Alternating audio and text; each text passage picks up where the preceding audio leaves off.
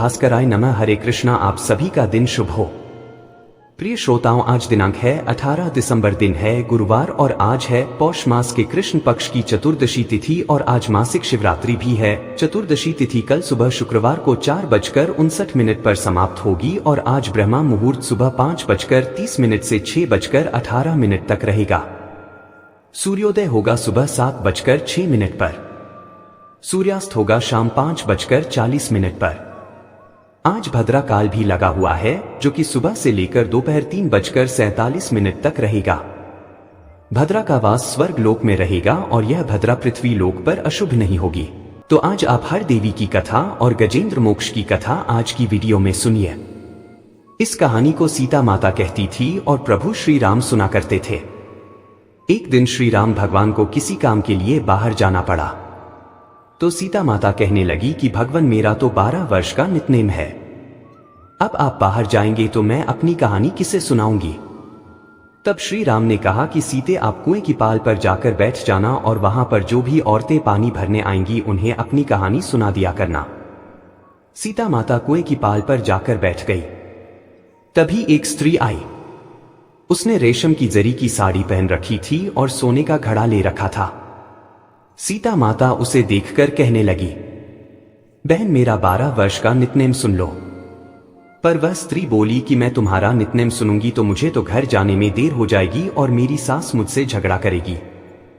इसलिए उसने कहानी नहीं सुनी और अपने घर चली गई। लेकिन उसके घर जाते ही उसकी रेशम चेरी की साड़ी फट गई। सोने का घड़ा मिट्टी के घड़े में बदल गया। सासू ने देखा तो पूछा, अरे बहू, यह किसका दोष अपने सिर लेकर आ गई है? बहू बोली, मां जी, कुएं पर एक औरत बैठी थी। उसने अपनी कहानी सुनने के लिए कहा लेकिन मैंने नहीं सुनी। शायद उसी का यह फल मुझे मिला है। बहू की बात सुनकर अगले दिन वही साड़ी और वही घड़ा लेकर सास कुएं की पाल पर गई। सास को वहीं पर सीता माता बैठी मिली तो माता सीता ने कहा, बहन, मेरी कहानी सुन लीजिए। सासू बोली, एक बार छोड़, मैं तो 4 बार कहानी सुन लूंगी।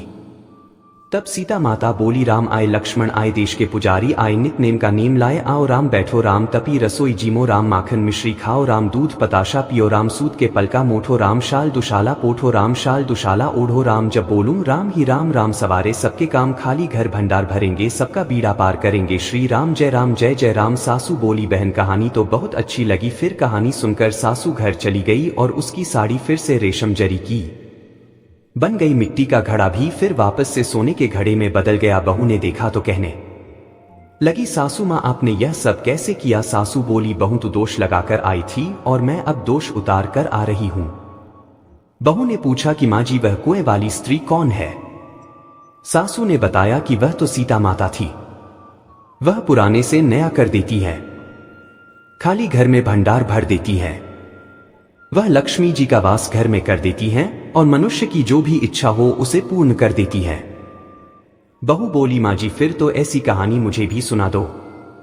सास बोली कि ठीक है, तुम भी सुनो। फिर सास ने कहानी शुरू की।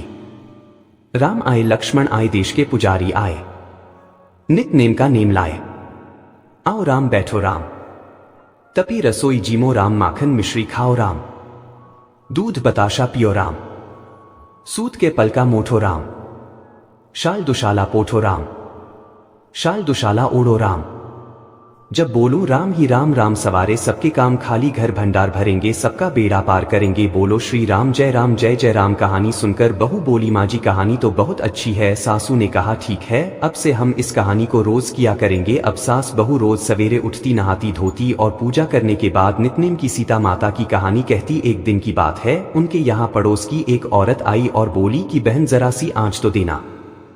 तो बहू बोली कि आंच तो अभी हमने जलाई ही नहीं। पड़ोसन बोली, तो फिर तुम सुबह 4 बजे से उठकर क्या कर रही हो? तो उन्होंने कहा कि हम तो सुबह सुबह उठकर पूजा करते हैं। फिर सीता माता की नितनेम की कहानी कहते हैं। पड़ोसन ने उनकी बात सुनकर फिर कहा कि सीता माता की कहानी कहने से तुम्हें क्या मिला? तब वे दोनों बोली कि सीता माता की कहानी कहने से घर में भंडार भर जाते हैं, सारे काम पूर्ण हो जाते हैं, मन की इच्छा भी पूरी होती है। पड़ोसन ने कहा, बहन, अगर ऐसा है तब तो फिर मुझे भी कहानी सुना दो। तब बहू बोली कि ठीक है, तुम भी यह कहानी सुन लो। राम आए, लक्ष्मण आए, देश के पुजारी आए, नित नेम का नेम लाए। आओ राम, बैठो राम, तपी रसोई जीमो राम, माखन मिश्री खाओ राम, दूध बताशा पियो राम, सूत के बल का मोठो राम, शाल दुशाला पोठो राम, शाल दुशाला ओढ़ो राम, जब बोलूं राम ही राम, राम सवारे सबके काम, खाली घर भंडार भरेंगे, सबका बेड़ा पार करेंगे, श्री राम जय जय राम। पड़ोसन ने इस कहानी को सुना तो कहने लगी, बहन कहानी तो बहुत अच्छी लगी। अब वह पड़ोसन भी नित्नेम सीता माता की कहानी कहने लगी। कहानी कहने से सीता माता ने पड़ोसन के भी धन के भंडार भर दिए। देखते ही देखते अब तो पूरे मोहल्ले में नित्नेम की कथा चल पड़ी और हर किसी की मनोकामना पूर्ण होने लगी। हे सीता माता, जैसे आपने उन सभी के भंडार भरे वैसे ही हमारे भी भरना। कहानी कहने वाले, सुनने वाले और हुंकार भरने वाले सबके भरना। सभी प्रेम से बोलिए सीता मैया की जय। प्राचीन काल की बात है। दैत्यराज हिरण्यकशिपु नाम का एक अत्यंत पराक्रमी राजा हुआ। उसने कठोर तपस्या करके ब्रह्मा जी से यह वरदान प्राप्त कर लिया कि न वह दिन में मरे, न रात में, न घर के भीतर, न बाहर, न किसी अस्त्र से, न शस्त्र से, न मनुष्य द्वारा, न पशु द्वारा। इस वरदान के अहंकार में आकर वह स्वयं को भगवान समझने लगा। उसने पूरे राज्य में घोषणा करवा दी कि अब केवल मेरी ही पूजा होगी, विष्णु का नाम लेने वाला दंड का भागी होगा। परंतु विधाता का विधान देखिए, उसी हिरण्यकशिपु के घर एक ऐसा बालक जन्मा जिसका हृदय भगवान विष्णु की भक्ति से भरा हुआ था। उस बालक का नाम था प्रहलाद। प्रहलाद बाल्यावस्था से ही श्रीहरि के नाम का जप करता। जब गुरु उसे दैत्य विद्या सिखाते तब वह साथियों को कहता, भगवान ही सत्य हैं, वही हमारे रक्षक हैं। यह बात जब हिरण्यकशिपु के कानों तक पहुंची तो उसका क्रोध सीमा पार कर गया। उसने प्रहलाद को बुलाकर कहा, किसकी भक्ति करता है तू? प्रहलाद ने निर्भय होकर कहा, पिताश्री, मैं सर्वत्र विराजमान भगवान नारायण की भक्ति करता हूं। हिरण्यकशिपु आग बबूला हो गया। उसने बालक को अनेक यातनाएं दी। कभी पहाड़ से फिंकवाया, कभी सर्पों के बीच डलवाया, कभी विष पिलवाया, परंतु हर बार भगवान ने अपने भक्त की रक्षा की। अंततः क्रोधित होकर हिरण्यकशिपु ने पूछा, अगर तेरा भगवान सर्वत्र है तो क्या इस स्तंभ में भी है? प्रहलाद ने शांत स्वर में कहा, हां पिताश्री, वे यहां भी हैं। और उसी क्षण स्तंभ फट गया। न दिन था, न रात, न भीतर था, न बाहर, न मनुष्य था, न पशु। नृसिंह भगवान प्रकट हुए। उन्होंने हिरण्यकशिपु को अपनी गोद में लेकर संध्या समय द्वार की देहरी पर अपने नखों से उसका वध कर दिया। वरदान भी सत्य रहा और भक्ति की भी विजय हुई।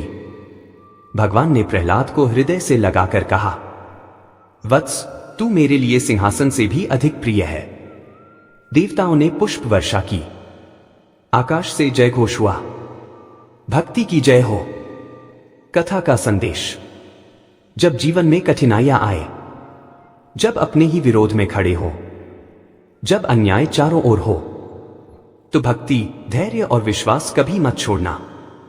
भगवान अपने भक्त की परीक्षा अवश्य लेते हैं, पर अंत में उसे अपने हृदय में स्थान देते हैं। प्रेम से बोलिए, श्री नारायण भगवान की जय। भक्त प्रहलाद की जय।